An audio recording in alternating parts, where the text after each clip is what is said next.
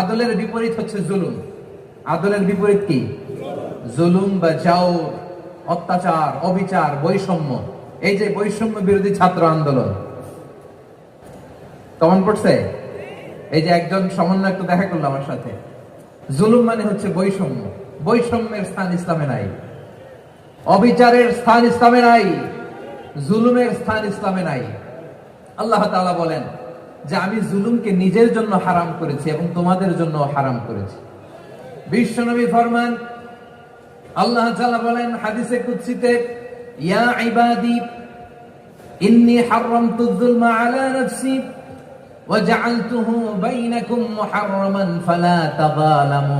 আমার গোলামেরা শোনো, নিশ্চয় আমি আল্লাহ তাআলা জুলুমকে আমি আমার উপরে হারাম করেছি, অনুরূপ ভাবে জুলুম করাকে তোমাদের উপরেও হারাম করেছি। ফলে ফালা তাযালামু, তোমরা একে অপরের সাথে জুলুম করো না।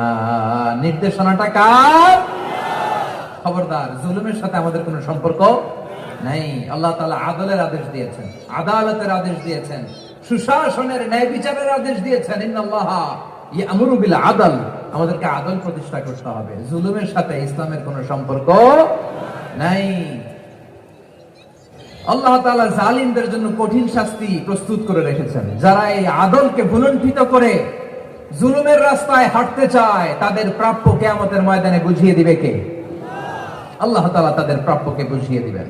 এজন্য বিশ্বনবী বলে, খবরদার, তোমরা ইনসাফ করবে, আদল করবে, জুলুম করবে না। আর যুলমু যুলুমাতুন ইয়াউমাল কিয়ামা, জুলুম কিয়ামতের দিন অন্ধকার হয়ে জালিমের ঘাড়ে চেপে বসবে। আবার বিশ্বনবী বলতেন, ইত্তাকি দাওয়াতাল মাজলুম, খবরদার, তোমরা মজলুমের কান্নাকে ভয় করো। ফাইন্নাহু লাইসা বাইনাহু ওয়া বাইনাল্লাহি হিজাব, কেননা মজলুমের কান্নার মাঝে আর আল্লাহর আরশের মাঝে কোনো পর্দা থাকে না।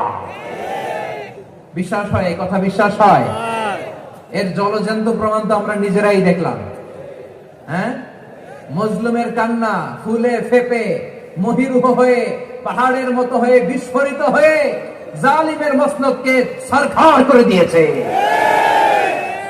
এর প্রমাণ তো আমরা নিজেরাই তো দেখলাম।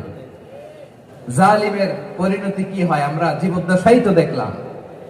এমনও কোন জুলুম নাই যে হয় নাই, ঠিক কিনা বলেন? আহারে জুলুম,